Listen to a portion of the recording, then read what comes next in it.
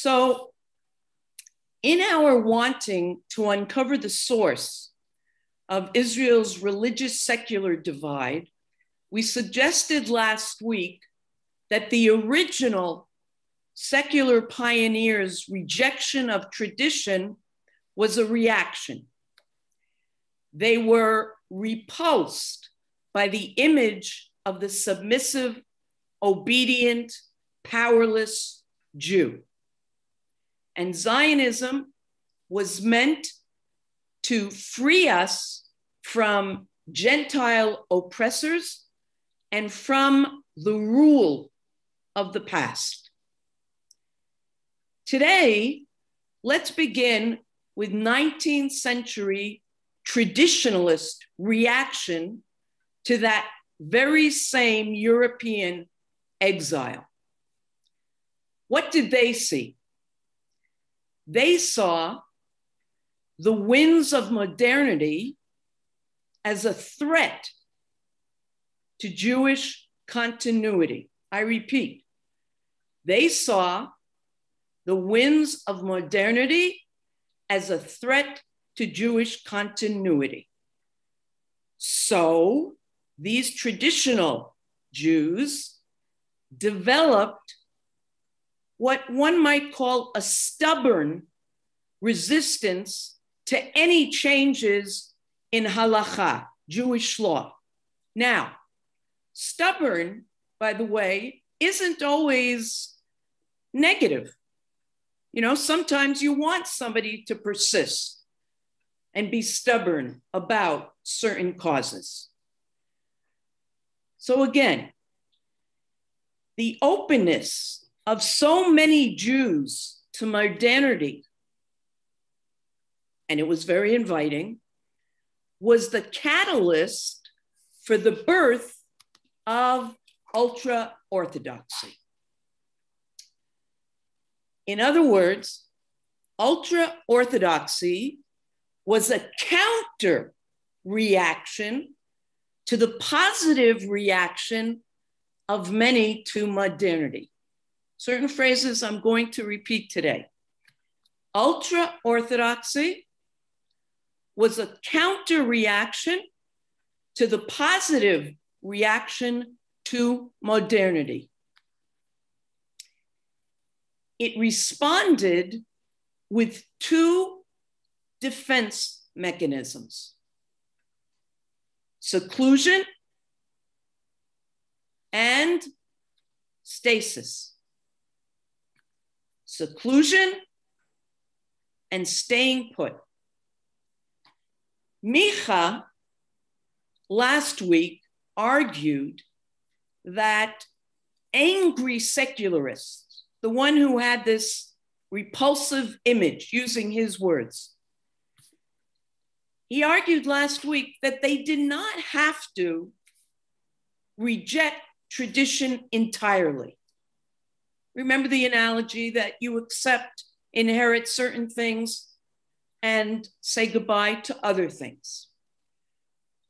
Today, Micha argues that ultra-Orthodoxy was erring in putting halakha, Jewish law, in a deep freeze. Now, he bases that on the following. I'm sharing my screen.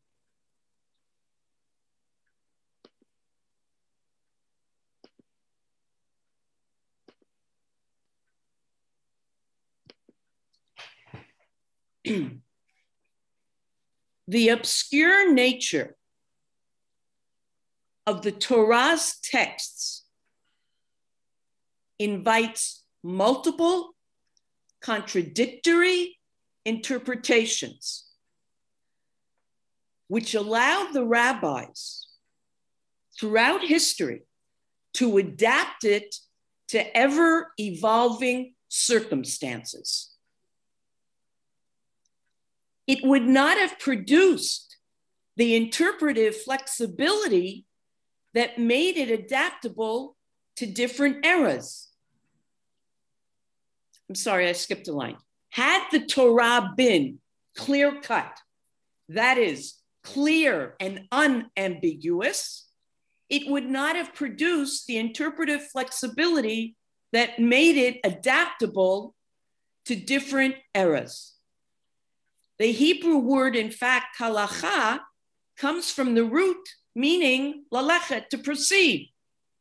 And halacha retained its important status because it kept moving forward.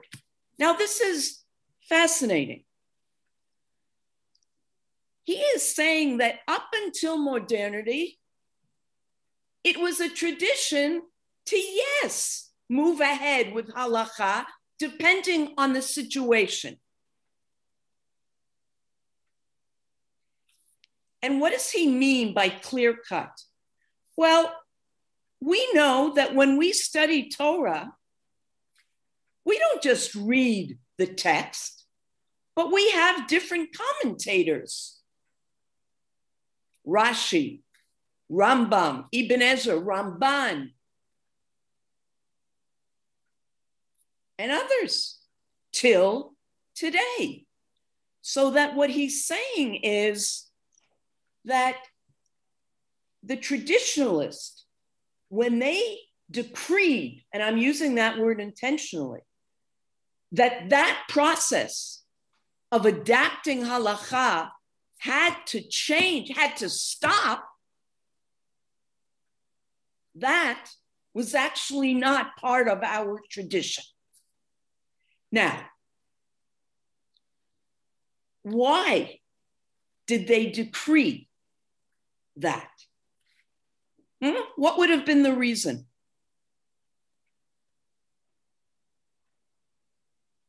Anybody remember? I don't see you except for a couple of you, so that if you want to say something, please just unmute yourself.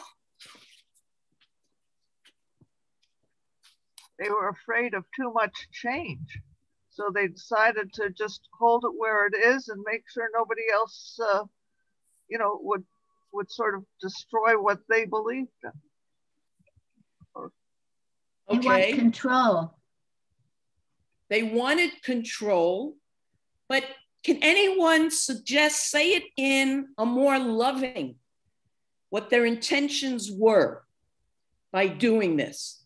Because as soon as you say control, you're turning off all secularists and even some traditionalists using that word control. And I just said earlier that they were looking to free themselves from the rule of the past, which was a very specific word.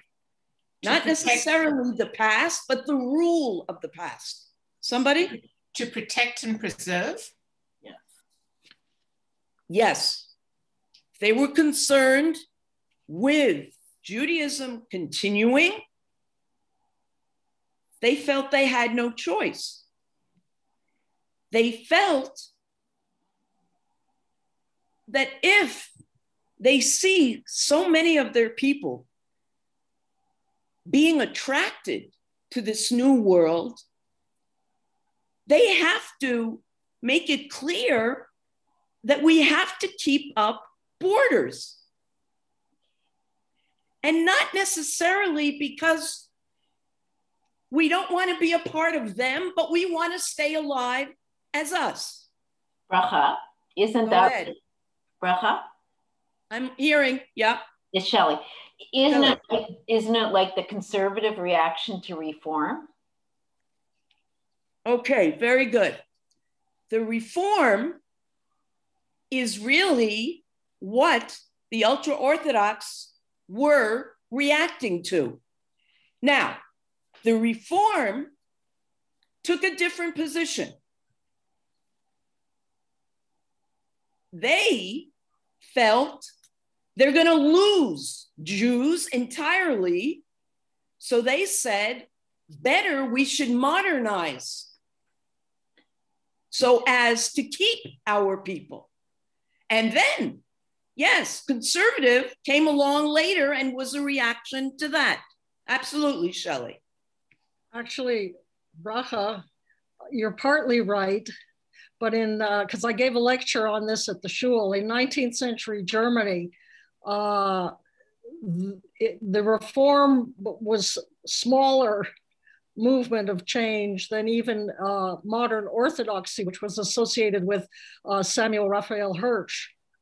And the Orthodox were, or the ultra-Orthodox reaction was more against modern Orthodoxy than against reform as such. We can differ. I said last week that there are different groups within the traditional group, for sure. And I also said that here in Israel now, that the ultra-Orthodox, when they're screaming on the streets and being as loud as they are, Micha says it's not against modern Israel, but it's their disappointment, and they are upset with the ultra-Orthodox that are seeing and experimenting with maybe joining mainstream. So there is definitely a reaction to the Orthodox, but it was also, Micha believes, what was going on with those who were on their way to totally assimilating. Okay. So Micha says this freezing undermines a force that was really a part of our tradition. So one group wanted liberty and the other sought to maintain authority. Again, a word like what Shirley Ann said, control. Move now to the 20th century. In light of what we said regarding Israel's founding fathers rejecting tradition, one has to ask the following question. Why did these secular founders allow the new country's laws to be based on religious laws? You understand? It's puzzling. The pioneers were rejecting tradition. They come setting up this country, and Rav Kook is grateful for that. So again, why did these secular founders allow the new country's laws to be based on religious law? Anybody?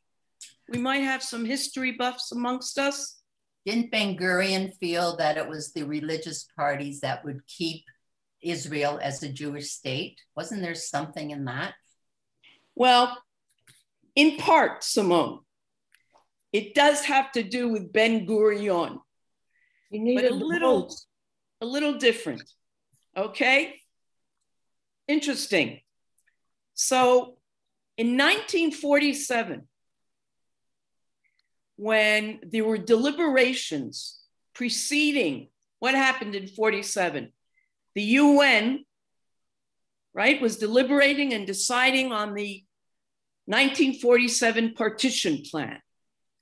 And so they were sending a delegation to both possible potential states, wanting to investigate if both states were capable of establishing their own government. Ben-Gurion, as Simone said, was involved with this, and he, knowing that the UN representatives were going to talk to ultra-Orthodox members of the old Yishuv. What do I mean by the old Yishuv? The old settlement people who had stayed in Palestine before the later aliyot, and mainly were anti-Zionist and were waiting for Mashiach, Ben-Gurion was nervous about the conversation they would have with these UN representatives. He felt certain that actually they would encourage the UN, or better yet, discourage the UN from allowing for Israel to establish a state because they didn't want it. So, Micha explains, to avert that, Ben-Gurion made an agreement with those same ultra-Orthodox, and he said, don't, please, whatever words he used, do not oppose us having our own state. And I'll tell you what, I will let you be in charge of the form of Judaism that our state will take. Okay? So it all comes down to politics. Now, this, Micha suggests, is a source of the rift in Israel. But remember that we agreed last week that he's specifically talking about Israel, though next week he will speak more about you guys as well. But what's being said here touches on Judaism, Jewish people everywhere. The power that the state gave to religionists did not promote that religion, but provoked antipathy toward it, had a negative effect. The religious establishment's powers of coercion, a third word of that nature, evoked and still evokes negative associations. Because remember, they were trying to free themselves from coercion, calling it even oppression, not just of the Gentiles, but of the authorities, the rabbinic authorities. There are secular Israelis who want what Micha calls an intimate relationship with their tradition. But they don't want to, anybody want to finish my sentence? They don't want to be Orthodox. He says it a little differently, but if you feel that Orthodox is another word for this, they don't want to be controlled by it. Many, in fact, feel, because he's talked about that not all the secularists who go to one of these Batei Midrash that have become popular, places of study that aren't just for yeshiva bachers, but some of them will go secretly, not telling even family or friends that they're going. Why? Because many feel that an encounter with studying Torah or tefillah, prayer, is, he says, tantamount to surrendering to the religious establishment. We've all been through experiences where we know it's hard to say goodbye to the memories of that experience, the trauma of that experience. And Micha is saying that's still alive and well. Okay. I'm going to share again. Okay. He quotes Martin Buber. Very, very important. Remember, I just referred to the religious establishment. And let me just remind us again from last week that we also said that ultimately it wasn't, and this is very unfortunate, Judaism per se that the rejectionists were rejecting, but it was the image and the take that the traditionalists represented to them. So, religiosity starts anew with every young person shaken to his very core by the mystery. Religion, as opposed to religiosity, wants to force him into a system stabilized for all time. Religiosity means activity, the elemental entering into relation with the absolute. Religion means passivity, an acceptance of the handed down command. Religiosity induces sons who want to find their own God to rebel against their fathers, and religion induces fathers to reject their sons and daughters who will not let their father's God be forced upon them. Now, if you need to, take another moment to reread that to yourselves, because I really very much want to hear your reactions to this very important selection.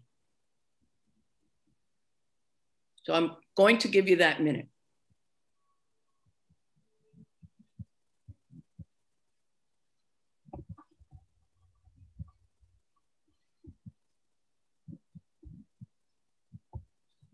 Okay, anyone? Bracha, I'm just Helen. surprised at his use of saying religiosity means passivity. Religion means passivity. Religion. Okay. Religion means passivity because so much of our religion is to discuss and question and analyze. I found that really interesting. Anybody want to respond to Helen? I do. Okay, I can see in your face because I'm seeing your face, Bev, and Margot's right now in Helen's. Okay, go ahead. I really think that I love his first sentence. Religiosity starts anew with every young person, and I'm always, and all through this piece, I kept thinking about the sense of awe and wonder that children are born with, and that we hope that we will foster as they grow older. Whereas synagogue and organized religion sometimes stultifies that sense of discovery and the sense of awe and wonder. This is how it's written. How many times have we heard, it's written this way? Certainly in our time, there wasn't the opportunity to question in the way that I would hope our education system is allowing our kids to question. I had always said when I sent my kids to day school that I wanted to make them to make their choices out of knowledge rather than having them being imposed upon them. And I think that's what he's saying here. I agree, Marlene. I think, Helen, that when he says religion means passivity, he's looking at it as if he's talking about the establishment that is just imposing, as opposed to the religiosity is that you're involved, starting with that sense of awe, that's got to be the first thing you're teaching a child. You don't even have to teach the child. You know that you've had a child who sees something that to us adults is already very ordinary, but they express awe at seeing that. And then it's up to us to encourage that. And what ultimately happens often is that they go into whatever movement and aren't necessarily encouraged to expand on that sense of awe and to make it their own. Because of course, our tradition definitely calls for all kinds of activity. When he says passivity, he's referring to just accepting and copying what has come before. And Micha, and I think we appreciate this, is claiming that is not what tradition is about. The word masoret, the Hebrew for tradition, the shoresh, the root of that word is mem samach resh. What does that mean? Limsor, anybody? Moser? Give the message. Okay, meser is a message, yes, but the verb is to pass on. To pass on. And this is certainly something that's on our minds these days as we prepare for the Haggadah and Vihigadata. So, I hope that clarifies for you, Helen. Did you want to say something else? No, I'm not quite as accepting of all these explanations, because in reality, if you look at all our kids, that's not quite how it worked out. Well, can I ask you to say 2 more lines about that? No, because I know that watching my own family who were exposed to the rituals, et cetera, they were not passive. They were anything but passive, and they reacted. And that I don't like that word there. Okay. I mean, who am I to question Boo Boo? No. Helen, you are who you are.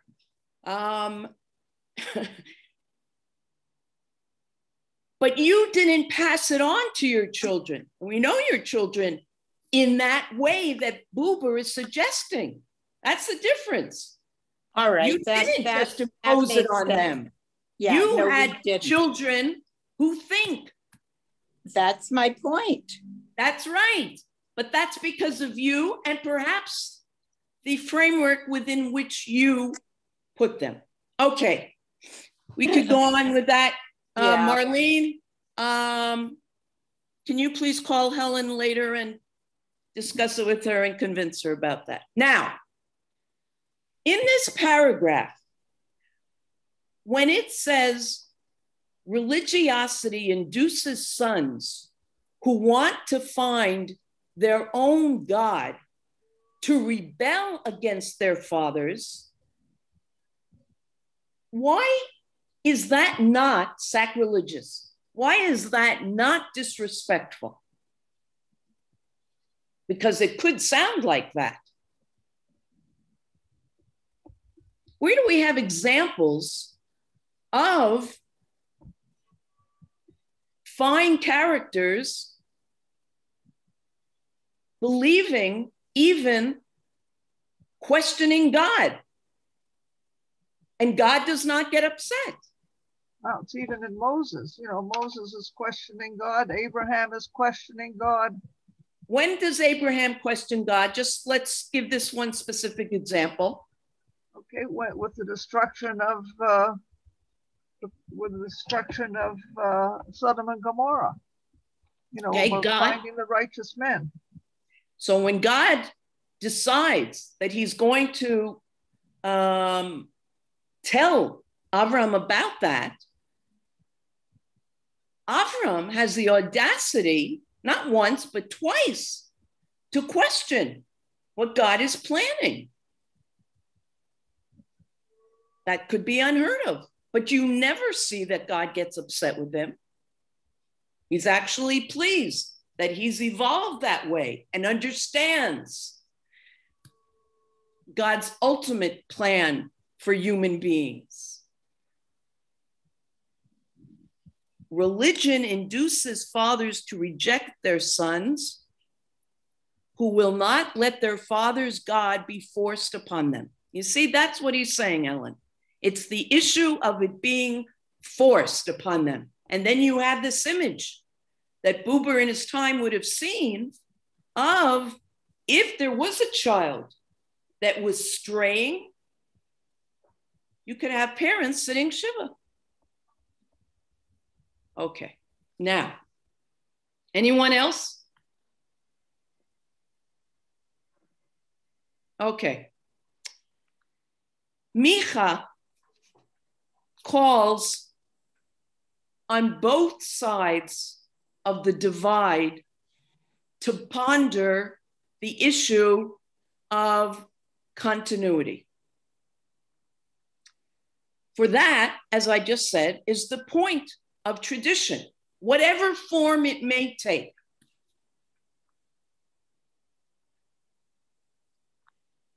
People in general, he says, including secularists, and studies have been showing this, that people who attach themselves to something beyond themselves, a group, feel that they're living a more meaningful life. And if you're a secularist, you can still be passing on that tradition of belonging and believing in something beyond you without making you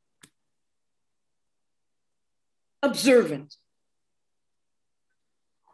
We'll get back to that word next week. So whether you're a secularist and you have this need to attach yourself to something, or whether you are a member of the traditional community, whatever form that takes, both sides have to really, he suggests, almost demands, both sides have to really think about this notion of continuity and what is the best way to assure continuity. Because it's not to be taken for granted. So Micha shares an analogy that a British philosopher, Ronald Dworkin, offers. Listen carefully. Don't read yet that third paragraph.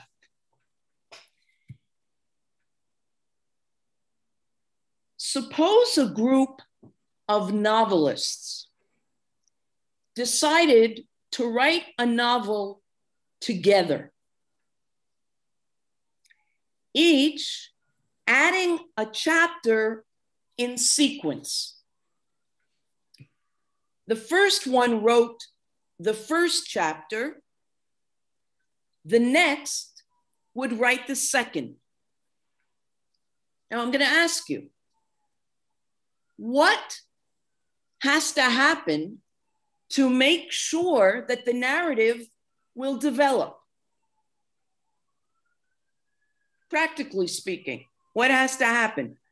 The one writing the second chapter has to have read the first chapter in order to know where the story is going. Okay, and every other. Each author has to write a chapter that follows from the earlier one. So if you write a perek, a chapter, without reading the previous one, then your chapter will not be a continuation.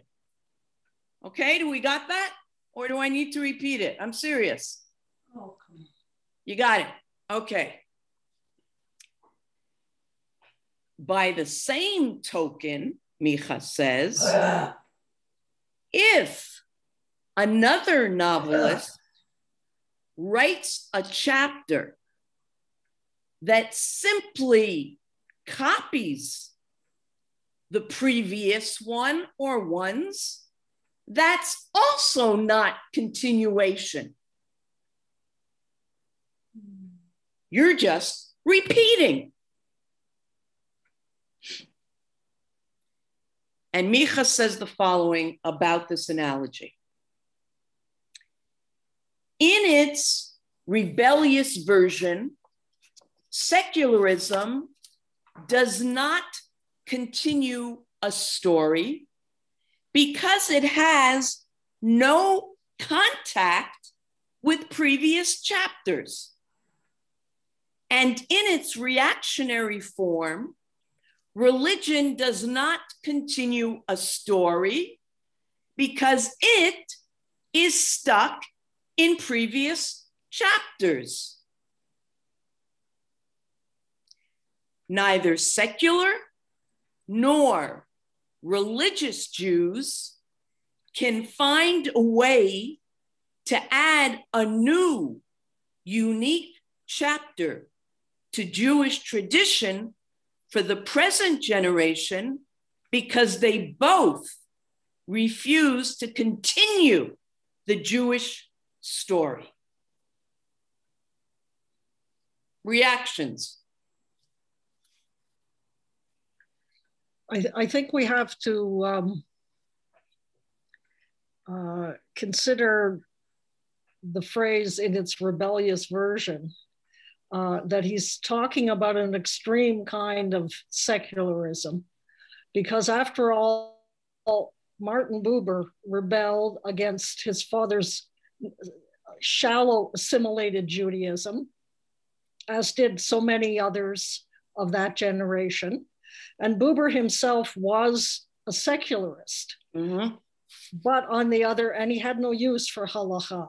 But on the other hand, he came to the conclusion that's embodied in that quote, which was that he wanted deep engagements with the texts in order for each individual to find their own relation, intimate personal relation with God, what he called I and you, and which he saw in the relation that Abraham had, that Sarah had, and that Moses had. And he thought this was something that any Jew could have if they were willing to struggle with the texts.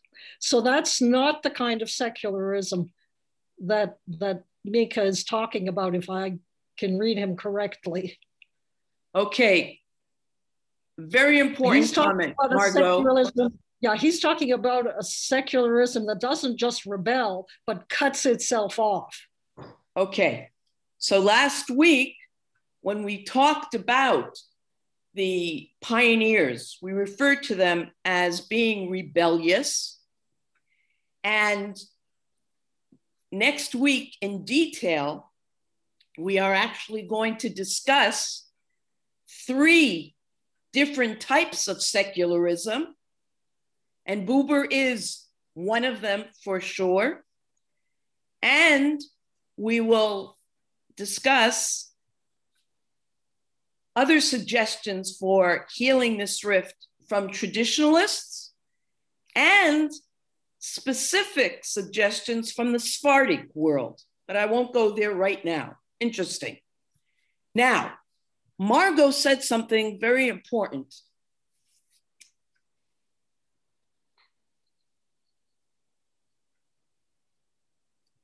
Martin Buber wasn't your average secularist.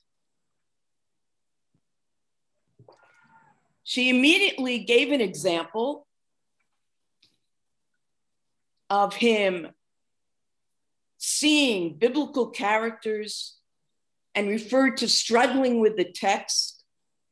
Micha next week is going to say we have to find a way, because most secularists don't really study the text. Yes, Bible is part of the Israeli curriculum. But depending on the school where you're studying that, even in the secular, the depth will vary. So that is going to be an issue that, okay, you want to say you want to build up your tradition, but it's got to be based on some knowledge. So that will be something that will be discussed. Now, I think Marlene alluded to this. You wanted to be sure that you were sending your children to a day school because you wanted them to have, I think, more knowledge than you. Yes? Am I accurate? Yes, I wanted them to make their decisions based on knowledge. Okay.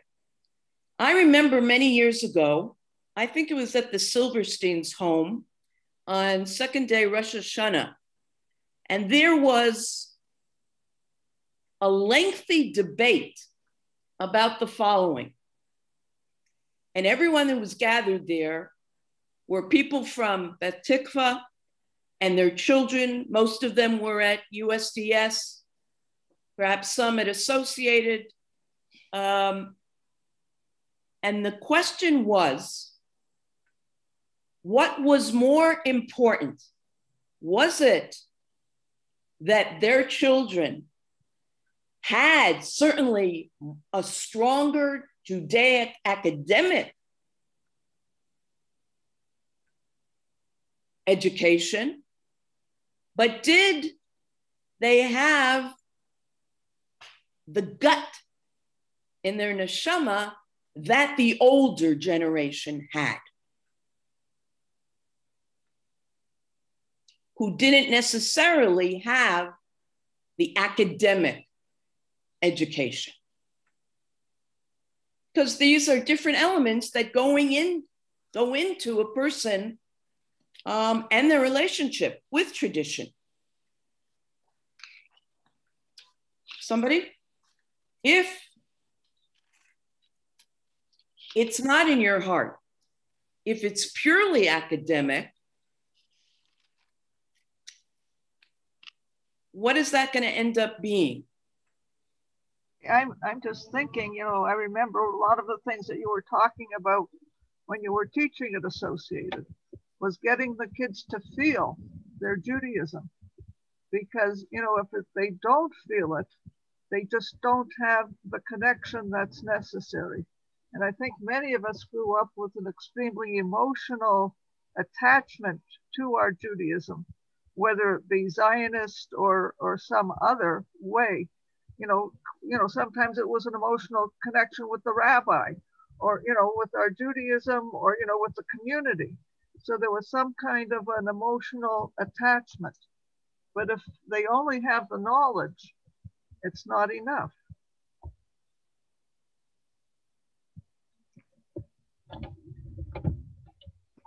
Okay. Can I butt in, please, for a moment? Sure.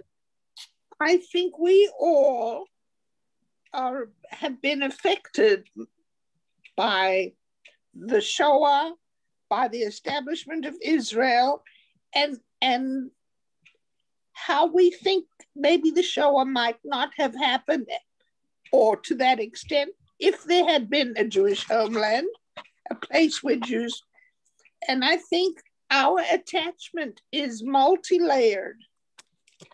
And I think religiosity, as opposed to religion, is more like a spiritual experience as opposed to a set of rules. Do this, do that, and don't really think about it. Just do it. Shuckle a little, govern a little, and you'll be okay. But it's not religiosity. Religiosity is thinking about it. And that's what evolved the religion from century to century. I think when the ultra-Orthodox were established, I don't know for sure, but I think it was because it was much before Israel was a dream, a possibility. Anti-Semitism was rising, and the Jews in the West, I mean, they thought Berlin was the new Jerusalem. I think they were looking for a substitute because they had no other hope. They couldn't see 50 years down the road. So to put it into that context of where we were then and where we are now, we see it from a totally different perspective. Thank you, Ira.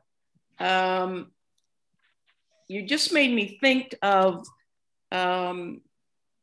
something that I'll just hint at right now, that when Micha tries to explain the difference in the relationship that religionists have with our sources, with our texts, as opposed to secular,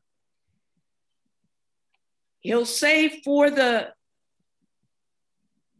say now for the observant, the written word is a source, a word we've used already. The written word is a source of authority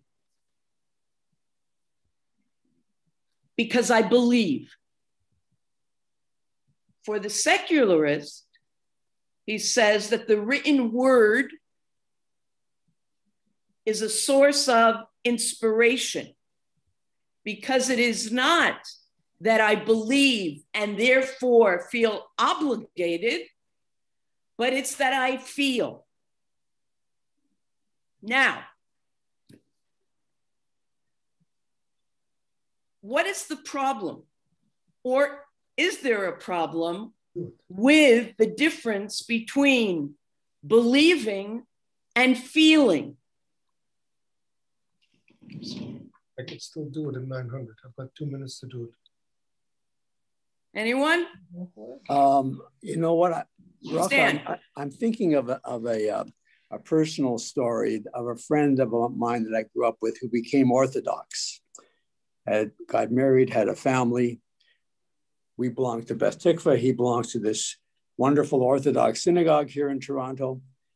And we got to discussing commitment, attendance, etc., demographics. He says, Stan, you should come over here to my shul on a Shabbat morning and see the attendance of young families with young children. I mean, it's wonderful, it's huge.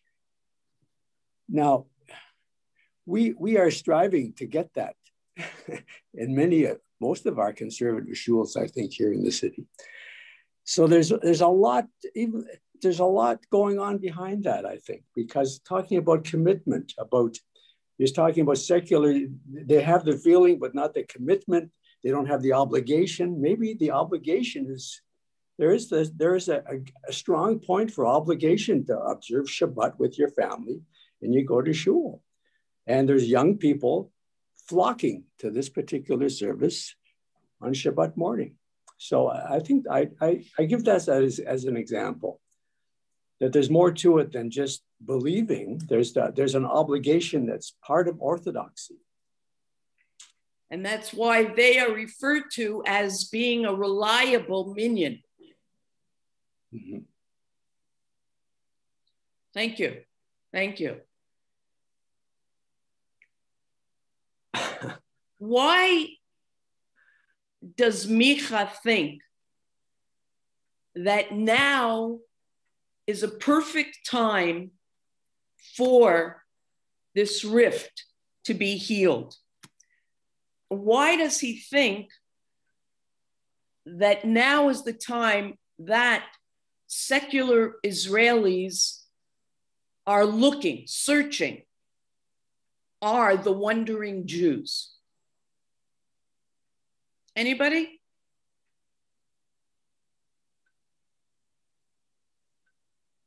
In this generation, as opposed to their parents, their grandparents, Europe, the beginning pioneers.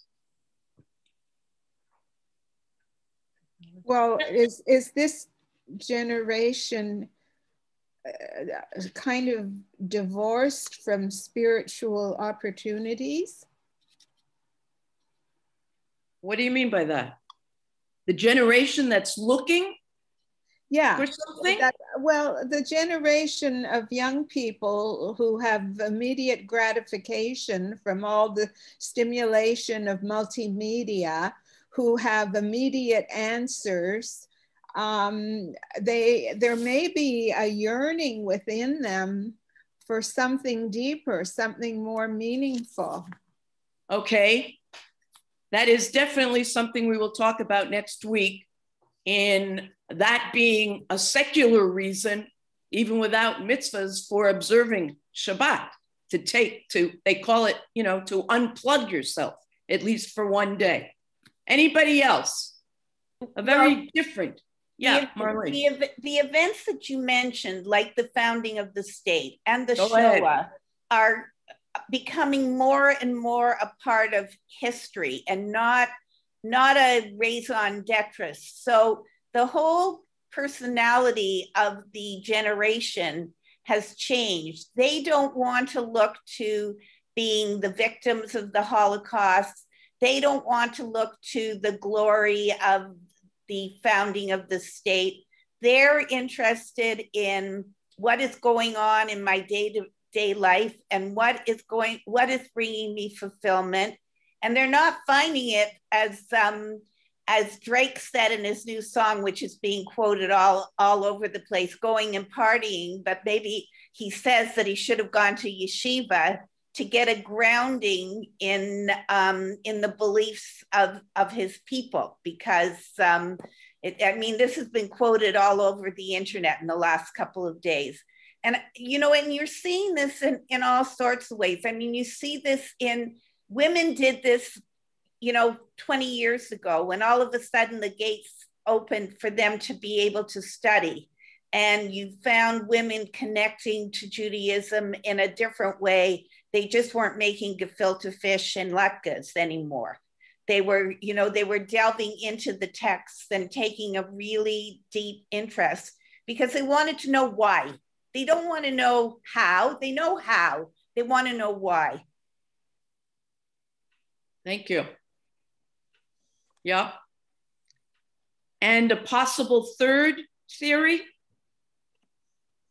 Micha says there is a growing number in the present generation that have enough confidence in themselves and their identity as free Jews, because we're not back in that repulsive history, enough confidence in themselves and feel strong enough in their free identity to re-engage with tradition.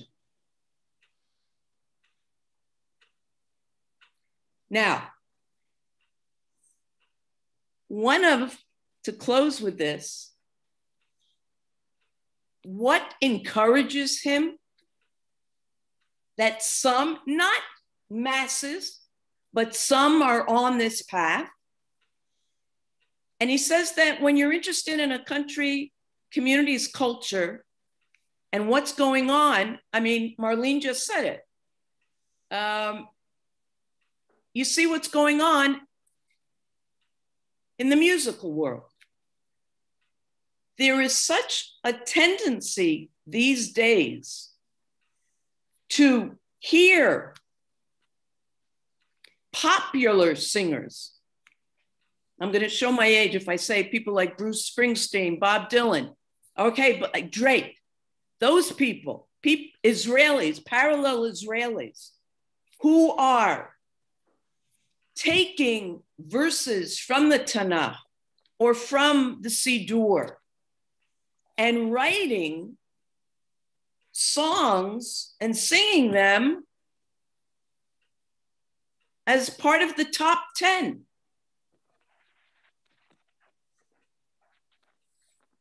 And that's just one example of what he sees is going on, but says that that is very, very significant. And people are listening. People are listening. So I see somebody saying Leonard Cohen. Hallelujah. But that would definitely what Leonard Cohen was willing to reveal. And I think there's another song that he sang and the history of it in Montreal at the shul that he grew up in, and maybe Etta, you know it, where he sings with the choir there. And he brought that. Yeah, Hineni. Yeah. Okay, and he brought that to the wide world. And hallelujah, everybody sings that. Everybody. Okay. Anybody else need to say anything, want to say anything? Okay.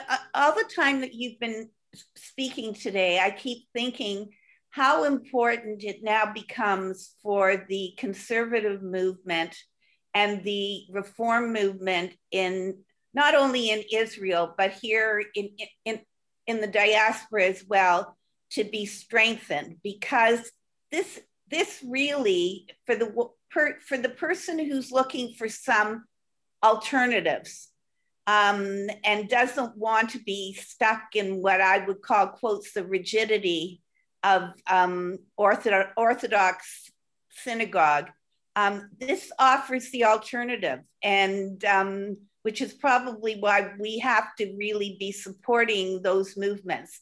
I mean, I always look to the reform movement here in Toronto, and especially at Holy Blossom, which I'm familiar with, the shift that they made towards the center.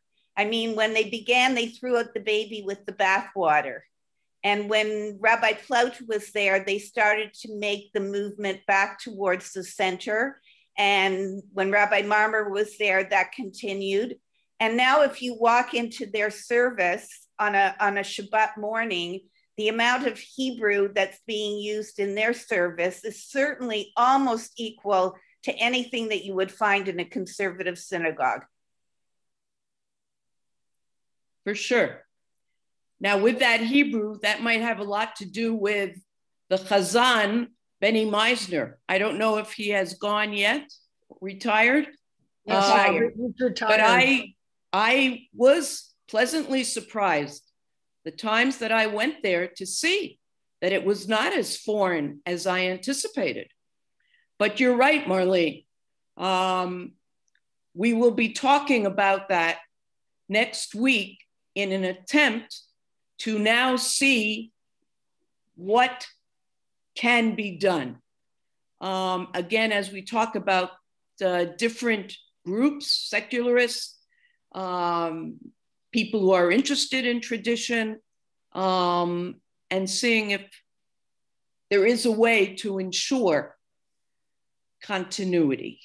But Bracha, what Stan raised is still the central problem, I think, and that is that the Orthodox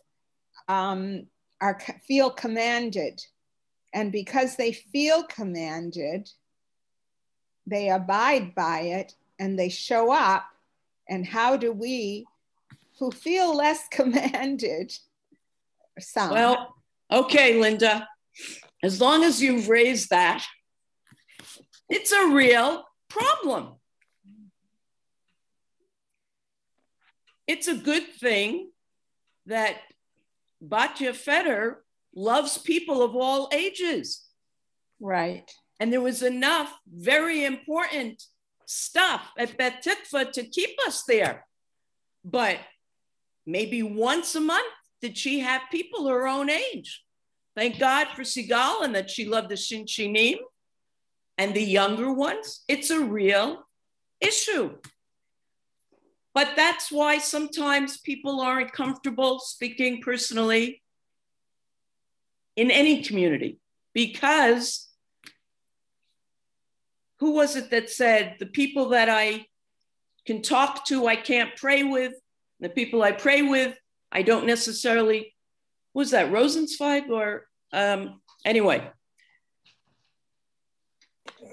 So I think what we might end up suggesting is there has to be some sense of commitment and feeling obligation to something, but that it comes from within and out of a love, rather than it being coercion. And that's what we will continue to grapple with.